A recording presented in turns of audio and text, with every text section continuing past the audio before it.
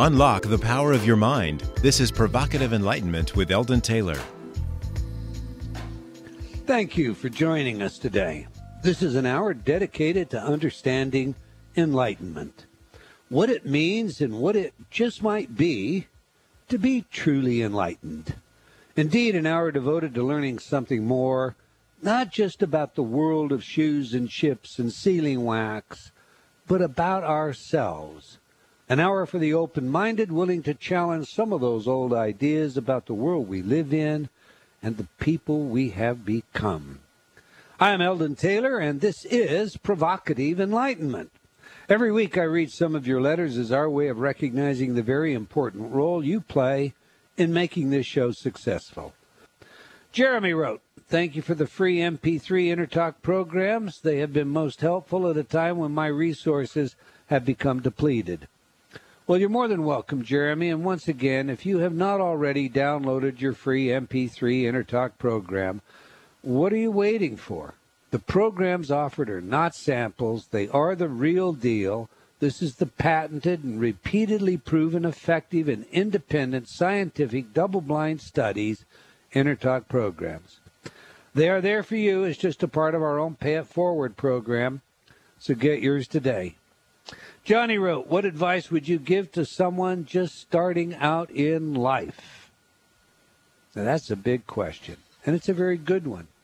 And we're going to use your question today, Johnny, for the basis of our program. For in a very real sense, we all start anew every single day. So I'll get back to you in just a little bit, Johnny. Shirley wrote, "I have used your products now for several years. Love them." Well, thank you, Shirley. Lee wrote, "I listen on Hay House Radio and love your shows. Please keep them coming. Always interesting and different than usual. You are a one-of-a-kind and appreciated." Well, thank you, Lee. I do sincerely appreciate your feedback. All right, that's all the time we're going to take for letters today, but I do invite you to opine by sending your email to Eldon at eldontaylor.com or by joining me on Facebook and leaving your messages there. We can't get all of your letters on the air, but they do impact our programming, and I thank you for your feedback and continued support. Now to today's show, InnerTalk, when believing in yourself matters. You know, it turns out that believing in yourself always matters in every area of our lives. There is no such thing as a belief that doesn't touch some other belief in some way. Our beliefs, as I have illustrated in my new book, I Believe, are fastened to each other as the strands of silk in a giant spider web. Touch any part of the web and the entire web vibrates. Johnny's question about starting out in life is a good one for today's show, since it begs the question, what is it I believe, and what is it I therefore am seeking out of life? And how do you know what's the most important thing if you don't know what your life is about? Those of you who receive my free newsletter, which, by the way, you can sign up for when you visit my website, know that my latest newsletter was all about your personal master plan. What is a master plan? One of the things that happens with local government is the creation of a master plan. The plan will lay out where development is to take place and of what kind. It will anticipate the growth of the community and therefore the nature of services that will be required. Zoning provisions will follow the master plan, and eventually so will easements if they're required in order to deliver the services. And for that matter, condemnation of personal property is planned in the master plan. So the goal, in the end, is for a prosperous, safe, and healthy city. Imagine a city without a plan. In point of fact, there are many that have just sprung up. When this happens, what do you find? Something like this in all likelihood. Trailer parks, auto sales, porno shops, tattoo parlors, residents, and the like fill the same general area without a designation for zoning differences, and then later maybe a school is built on the same street. The result is a mess and a costly redrawing of the city, finally through a master plan. Knowing this, why is it that we as individuals may fail to create our own personal master plans? Do you have a master plan? I have often wondered why so many people stop in their planning once they finish their schooling. Their master plan takes them through the level of education they seek and typically ends with, then I'll get a job as a fill in the blank and go to work or begin my career. I don't consider that to be much of a master plan. A good personal master plan should take into account all of the things we wish to accomplish with our lives. We may have a section under community service, another under hobbies, still another under resources such as savings, retirement, and the like. Obviously, our dreams and ambitions regarding matters of family, love, relationships, our spiritual development, travel, continuing education, and so on also become a part of our plan. All of this will rise up naturally if we but turn our minds to it. But our beliefs will play a significant role in what we nevertheless experience. So even before our first master plan, we must become mindful of our beliefs. Let me provide an example of what I mean here. Say the master plan calls for getting a good job with opportunity for advancement. Sounds reasonable? After all, isn't that what many of us want? Now here's what I think we need. And that's to convolute the current model. When I see people today and we discuss getting a job, what I repeatedly hear has everything to do with what they get and nothing to do with what the employer gets.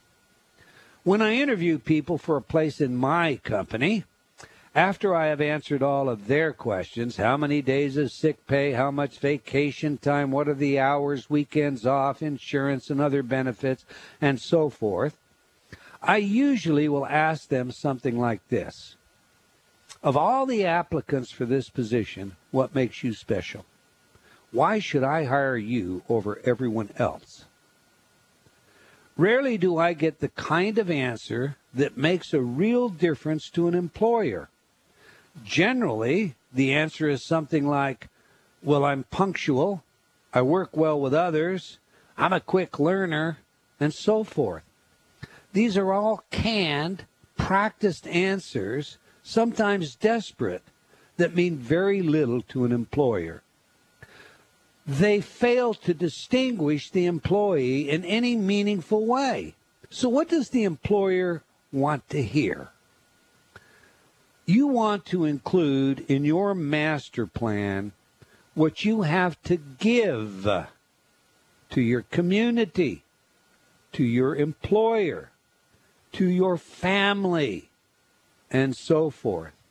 If you have done all of this when you prepared your master plan, then your answer to your would-be employer will naturally follow. All right. I began this by suggesting we convolute the model. Instead of asking what you get, think of what you give. When I was a boy, I sought the advice of a successful family friend regarding finding work in a very difficult economy. The advice he gave me has stood me in good stead my entire life. I've never been without a work, and I have always been able to go back to every employer I left. This is what he said.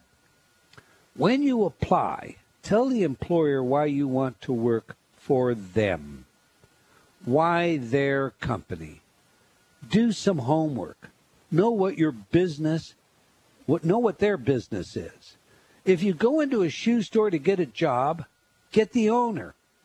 And let that owner know that you have always wanted to learn the shoe business. You will work very hard. You will show them that you are their very best worker. You know how to hustle and how to work smart. You want to contribute to their success because you know that their success, your success, depends on theirs. You will earn your way up in their business because you will show them every day what genuine sincerity, loyalty, and commitment really is. You will bring your best to work every day.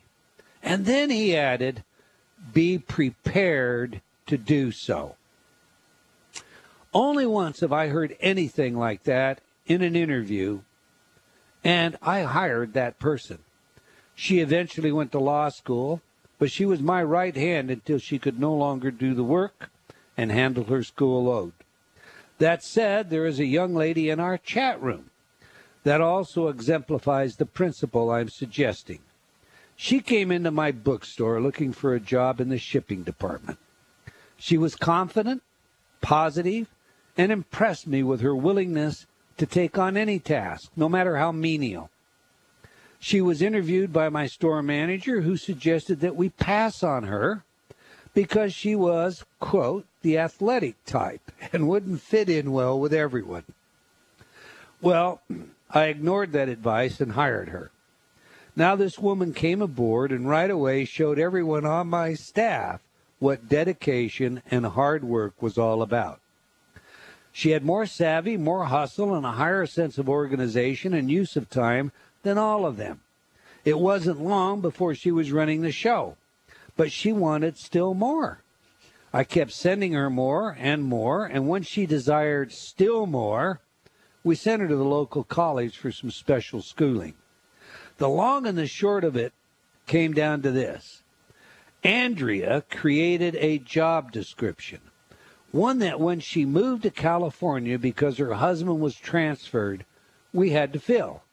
A job description that simply had not existed for 20 years in my business, but one that became necessary to our operation. Further, when she left, she had become my personal assistant, and she managed so many things so well that I encouraged her to go into business for herself, and when she did, I contracted her immediately as a virtual assistant. Those of you in the chat room and those of you who have followed this show know who Andrea is. Now, that's convoluting the model and making a genuine contribution. The fact is, what I'm about to say is said in many places and in many ways and for as long as we have written history, but it is nevertheless as true today as ever. What we sow is what we reap. Confucius was approached by a pupil one day with this question: is there one word to sum up your teaching? He is said to have paused for a moment and then answered, reciprocity. So long before Jesus spoke the words we know as the Golden Rule, Confucius provided his followers with the same dictum. This may not be too popular today among many, but I believe we make of life what we make of life. We have the opportunity to do many things, but nothing is owed us. We gain respect by giving respect. We gain love by giving love. We gain friendship by giving friendship. And we gain treasure by giving treasure. When we seek the best in life, we will find it comes to us only when we give our best back. I know that it has become trite to remind one of the axiom, to thine own self be true. Still, when I think of this, I would phrase it today, to be true to thine own self, do your best. All of the programs we produce at Progressive Awareness are designed to assist and facilitate in bringing out the very best in each of us. Our honest best in everything is the fabric, the very fabric of integrity. In my view, who you are and who you become rests much more on your best than on your gifts. You see, here is much of the problem. As I stated in the beginning, all of our beliefs are connected in this web-like analogy, and when you realize that these beliefs undergird our every action, that indeed they exist in our unconscious, and it is our unconscious that dictates to the conscious mind our every action, choice, and so forth, then you begin to see how important establishing new beliefs and habits really becomes. if somewhere in my mind the belief exists that money is the source of all evil, then until I redefine that belief and its family of sub-beliefs, I will push money away, albeit unconsciously. In other words, self-sabotage begins in our beliefs. Think about that. What belief do you have that is manifesting in your life in some way today and causing you struggles? What belief would you need to give up in order to change the negative pattern? Today, Spain has a 51% unemployment rate among its youth and an overall unemployment rate of 23.6% as of this morning. Like Greece before it, the belief that government should take care of you has led these countries to the brink of collapse. For what it's worth, I see the correlation between the attitude, what do I get, as replacing the good old work ethic that built this country. I expect to work hard, to do my best, and to be rewarded according to my contribution as the underlying problem. Okay, Rav, I'm off my soapbox. You have my introduction to today's show and my answer to Johnny's letter. Always do your best. Would you like to add anything to what I just covered? I like your soapbox. I think you have given out so many tips today that can really change people's lives. I mean, Andrea is a remarkable example, just to take one aspect of what you were talking about, because when she came to work for us, she came just for a job. She had moved up here because her then boyfriend was up here. And her desire was to be self-sufficient. She didn't want her boyfriend supporting her. She didn't want to go on the dole. She would take any job. So she came in the bookstore and she would have just filed books away and been perfectly happy. But her attitude then, once we hired her, wasn't, well, this is all I'm doing. It was, how can I do it to my very, very best? And that's what she did, as she carried on doing more and more. It reminds me of someone else we hired at one point. This was quite some time ago, but I had asked her for a quote to do some work for us. She was going to edit a book. And she gave us the quote. And then afterwards, she decided, no, the price that she had told us wasn't worth the job. So she gave us the amount of work that she thought the price was worth. We never hired her again. And there you have the two contrasting attitudes. Andrea, we would do anything to get her back. We have tried to bribe her back. And isn't that how you will turn America around? If you're unemployed, go out there, get any job, do your very, very best, and you'll be amazed at what happens. And we're going to go to open lines. And we want you to call us with your success stories. Call us with your situation, whatever you're struggling with. We hope that we can facilitate you in changing your life all for the better by perhaps giving you some tools that we think of as the InnerTalk set or armamentarian that does indeed reinforce your belief in yourself. And we'll be giving InnerTalk programs away to act as our personal take-home coach to facilitate success with your present endeavor. I want to remind you to like our Facebook fan page for Provocative Enlightenment Radio. As a fan, you will always know where we are and what's on next. I would also like to invite you to join me on Facebook while you're there. And if you like our show, and we certainly hope you do, please do spread the word. We genuinely appreciate your support. All right, Rav, before we go to the phones, I want you to be able to finish that point that you were making. You were telling the story about, well, in fact, the story reminds me of one I tell of John Huntsman in the book, I Believe. So pick it up and flesh that out for us, will you please? Yeah, it really does. It's a case of, and this actually ties back into your master plan as well, because that's how I interpret it. It's about doing your best, the person that you actually want to be. So in the instance, this person that we hired to edit a book, she had told us that, she could do the job for $500. She started the work, discovered that, no, actually it would take longer than she thought. So she gave us $500 worth of work according to her standard, which was 20% of the book, and she did a really sloppy job. we didn't hire her back. You know, you do have the story of John Huntsman in your book, I believe. And if I remember the story, I'm sure you'll correct me if I get muddled up. But you basically have, you know, he has a deal to sell his company, and he was going to sell the company for like $57 million. Okay, yeah, I've got the numbers wrong. I'm no good with zeros. That's okay. But by the time they got all the contracts and stuff done, that whole process took like 12 months. And by the time it was done, it was worth 3 times that amount. Now, the majority of people would say, well, actually, it's worth a whole lot more. Let's change the price. That's not what John Huntsman did. He stuck to it, even though he was offered, you know, that option. But integrity plays a huge part, and that's why I say that it's part of the master plan as well. Because it's like, what is the person you want to be? That's what I think about. I think about, you know, if I'm on my deathbed, what do I want to have achieved? Well, I want to be aware that I have done my best in everything. With integrity. I totally concur with you. Integrity is absolutely vital. And, you know, if you apply it that way enough, then you will get the rewards. It may not happen immediately. It may not happen with this employer or this relationship, but eventually you will get the rewards. As we said, you know, with Andrea, come back, Andrea. We'll hire you in a heartbeat, pretty please.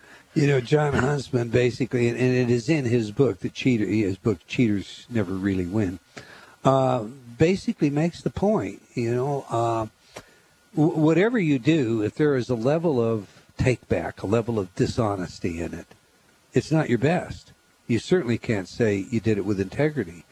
And in his instance, he said, I gave my word. And I gave my word, and I shook a man's hand on it. And if that's not binding, then I don't stand for anything. I find that very interesting, very powerful metaphor. What do you say we go to the telephones? You ready? Yep, I want to play Mama Claus. All right, Mama Claus, I'll let you be first up. We have Charlene from Atlanta, Georgia. Charlene has some InnerTalk CDs. Welcome to the show, Charlene. Hello. Eldon, Ravinder. Hi, Charlene. What can we do for you today? Well, okay, real quick, because I know you want to get a lot of callers in. I've always been intrigued with how we believe things, biology of belief, read that book, and then stumbled upon mind programming a couple of years ago. Somebody recommended because I'm intrigued with that based on what I do. And this is a success. You mentioned success and what you're struggling with. Success was I ended up with the Serenity in Music CD and purchased a pillow that had speakers in it, and that helped me to sleep. Being an entrepreneur, I don't sleep a whole lot. So then, still being intrigued with what you offer, I went and purchased Change Without Thinking, the DVD, because I was more interested in that as well, which also helped me in what I do. So then this year I decided to get Millionaire Orbit and the InnerTalk Ultra Success Power. And now we're getting to the part where what I'm struggling with. I'm trying to grow my business and been in business for 14 years, kind of reaching a little bit of a lull here. But it's interesting that you're talking about job stuff because I'm an HR consultant.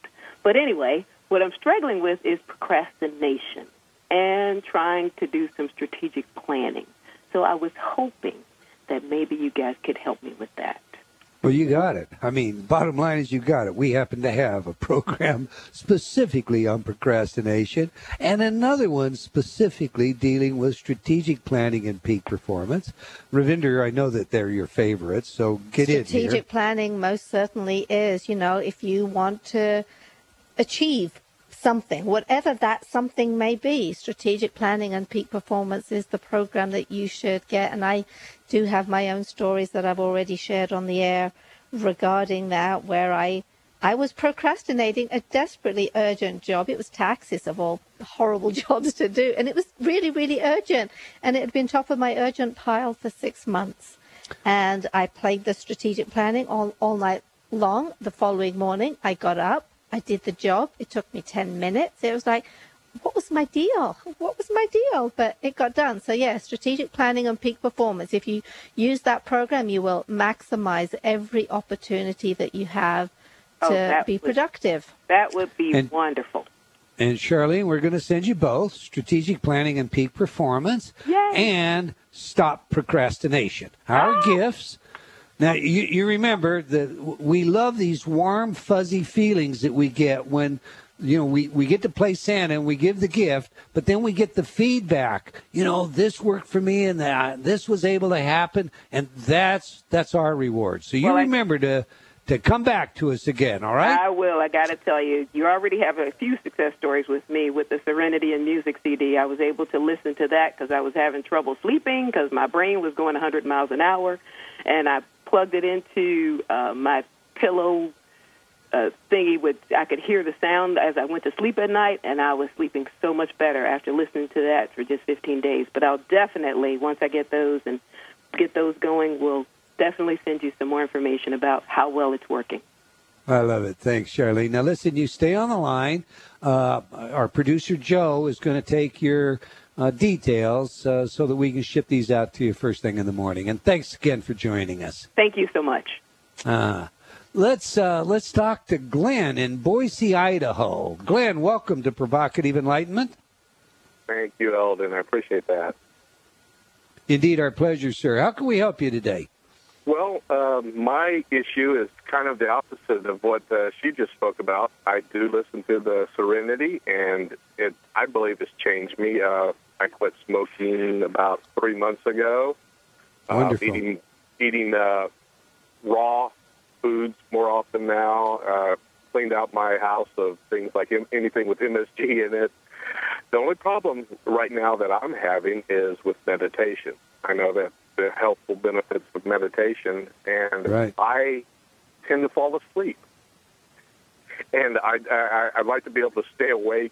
I mean, even with guided meditation, sometimes I fall asleep. I don't fall asleep with Serenity because I listen to that during the day at work. Uh-huh. So I just want to know if you have any hints for staying awake when I'm trying to meditate. Well, I have the ideal program for you. And one of the things that happens so often when people meditate, and just to get this on the record, is your brainwave pattern slows down. And the only time we experience that state, Glenn, is when we're going to sleep. So often, for example, I used to do a lot of hypnosis, forensic hypnosis as well as clinical hypnosis, and it wasn't at all uncommon for an individual to report that, well, I think I fell asleep. Because what happens is you come out of this full beta consciousness operating, somewhere 20 to 30 cycles per second of brainwave activity, and you slow into this alpha state, 8 to 14. Now, when you get into that state, the lower end of it is approaching what we think of as hypnopopic. It's that threshold, twilight threshold, where you're just falling asleep. If you think about when you're waking up, you come back through a similar state, same brainwave state. We call it hypnagogy, but it's the same rate, same brainwave rate. Your eyes kind of open and you remember a dream. You remember it completely. You swing your feet out of the bed, sit up, and the dream is gone. So because that twilight stage is we only experience it when we sleep, it's quite common for people who begin to meditate to believe they went to sleep when indeed they didn't. One thing you might do is give yourself a time limit. I did this with myself when I was learning to meditate years ago. I would essentially say this is a 20-minute period. I could find myself falling asleep, but I would wake at 20 minutes. So it became possible for me to understand that, well, this was just a different state, and then I could begin to manage it. Now, that all said, Glenn, I have a program that I think, is the perfect answer for you, because unlike meditation where you go in or you go down and you still and you quiet, this one takes you up. It is all designed to expand your consciousness, expand your awareness, so that you can literally, metaphorically, I should say, not literally, contain all of the knowledge in the universe. It's called Hyper-Imperia. And I'm going to send that to you absolutely free, together with a meditation program. That's incredible. And you stay on the show. Joe will get your details, Glenn, and we'll get it out to you first thing tomorrow. You have a wonderful week and appreciate you calling. Thank you. Thank you, sir. All right, we have Grace in Joshua Tree. Joshua Tree is one of my favorite places. I did a sabbatical in Joshua Tree once. It was just unbelievable. Grace, welcome to Provocative Enlightenment. Well, the relationship I have with my animals, primarily, I've owned a lot of animals over the years because in my other life before I was retired, I was a dog breeder. But as I moved into retirement, I had this special white dog that had been born in my hands, and he was a little American Eskimo. When I moved to Joshua Tree, he wasn't really happy about the heat. And one day I came home from the store, and he was panting excessively. And I said, "Well, Lance, come here. Let's see what's wrong with you." I sat down on the side of my bed. He jumped up on my lap, put his head in my lap before I had a chance to do anything, and died. And about a week later, I was very broken up. About a week later, my friend said, "I've got a little white cat that was born, and in a couple of weeks I'm going to need a home for this kitten." Well, I took the kitten on because I had never owned a cat before, and now that cat treats me the same way Lance did. Now, I don't know if it's just because, you got to understand, I've owned over 125 dogs, so I know there's a difference between one animal and another. But these two animals have the same personality, and I can't say that all the other animals that I've owned do. So it's not just a reflection of the way I treat it. You don't have to convince me. I have had a very similar experience. If you go to drgalka.com, she is a vet with over 33 years of experience. There's a lot of information there that, can assist you in understanding, and reassure you that this isn't your imagination. There's also a wonderful woman that I've interviewed many times. I love her work. She's an animal communicator. Her name's Kim Sheridan. Kim has actually documented thousands of cases now of animals that have crossed over to the other side. One of her stories gives me goosebumps because she uses animal psychics, and she took an animal psychic one day to this woman that was really disturbed about the loss of her dog. And she said the animal psychic told the woman several things about the dog, and the woman said to the psychic, all that sounds fine and good, but you could say that to anybody. That it doesn't convince me. You don't understand. I'm really in pain, and you're just not reassuring me of anything. You're just giving me platitudes. And according to Kim, the animal psychic said, "Well, let me get something specific here." And then the psychic said to the woman, "You used to have a teddy bear, and you used to sit in that rocker that you're in right now with that teddy bear. And your dog was jealous of that teddy bear. So the dog took the teddy bear out in the backyard and buried it under that old rose bush that's back in the corner that you don't like because it's so thorny.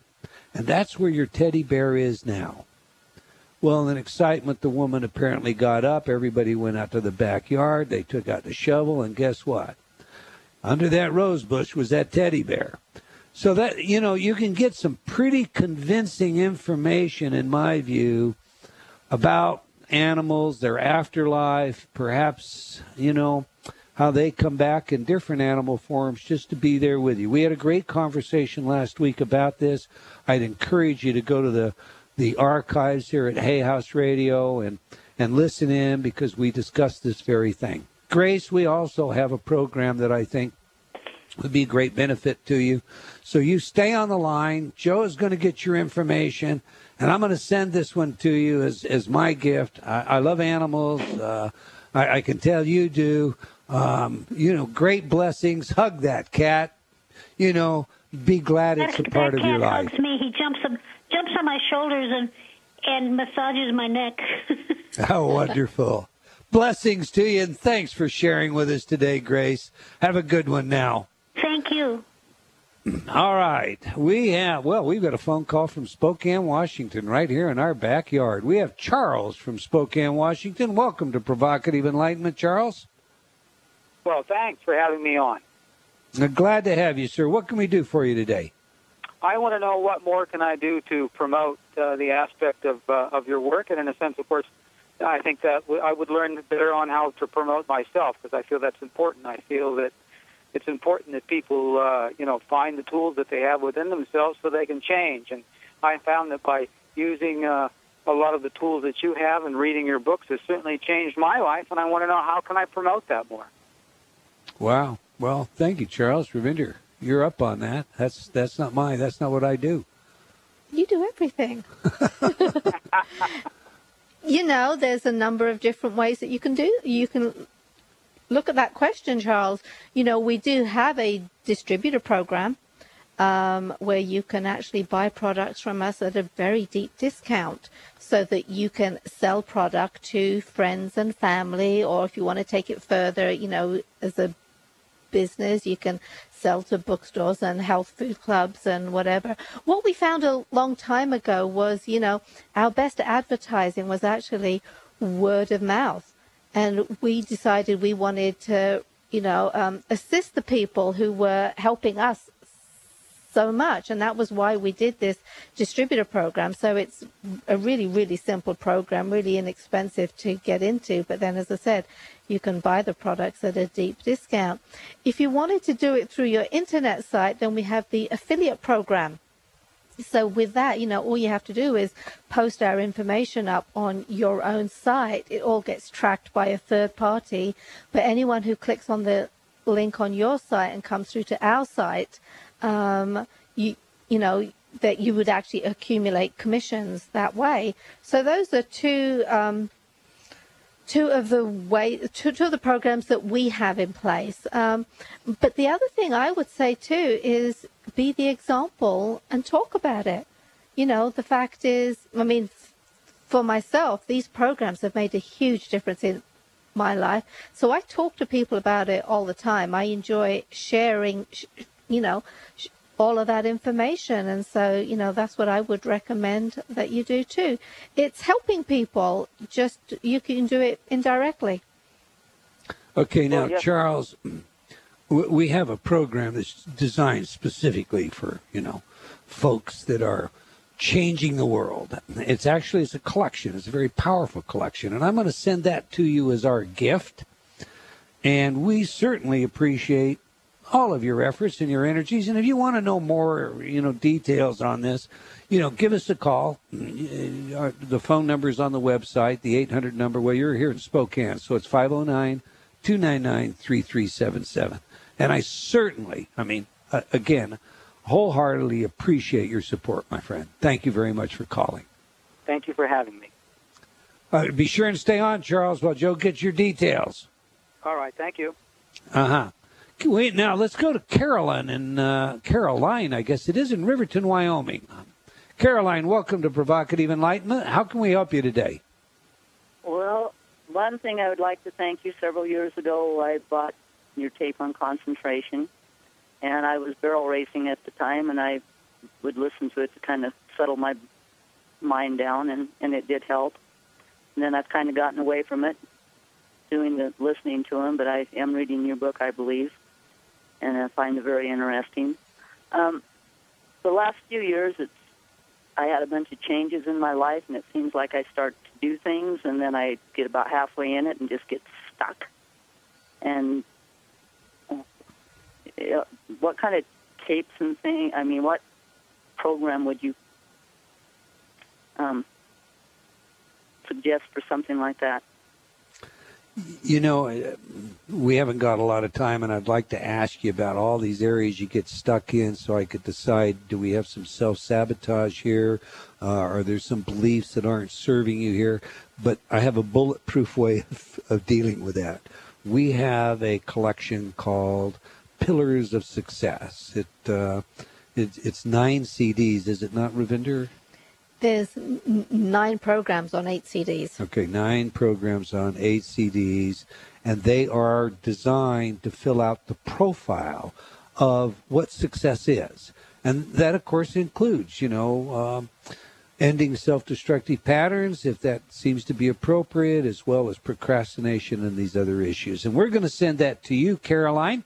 Wow. So you stay on the line. You make sure Joe gets your details. And again, as with Charlene, please remember to give us that feedback. Let us know how well you do. Drop us a note or call us in a month. Will you do that? Sure will, and I actually am pulling out the concentration.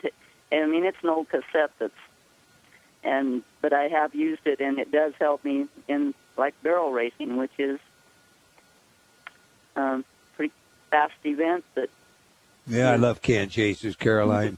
I love them. So you be sure to stay on the line now, and Joe will get your details. All right. All right. And thanks for calling.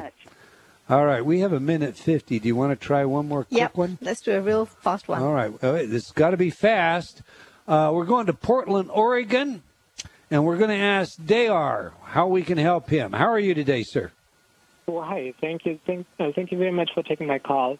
While I was listening, that it was mentioned that just do the best at the workplace. But I did. I believe I did my best, but I lost my job last week. So I just wonder if just doing best is good enough to keep the work. Well, the answer to that is your best is your best. You do your very best, and that's all you ever really have to give. If an employer doesn't respect that, believe me, they're in the minority. You will find one that does. You stay on the line, though. We're out of time. I'm going to have Joe get your details, and I'm going to send you some additional information that I'm sure you will find powerful and facilitating in finding another job. You just stay doing your best. That, in the end, will pay the benefits. Will you do that, Dayar? And then remember, give me some feedback a month down the highway after you get your gifts. Thanks again. All right, we've come to the end of another hour of Provocative Enlightenment. I want to thank you all for joining us, and I hope you enjoyed our show, and will join us again next week, same time and same place. And if you have comments on our show, do let us all know. Okay, until next time, wherever you are in the world, you had better believe. Believing in yourself always matters.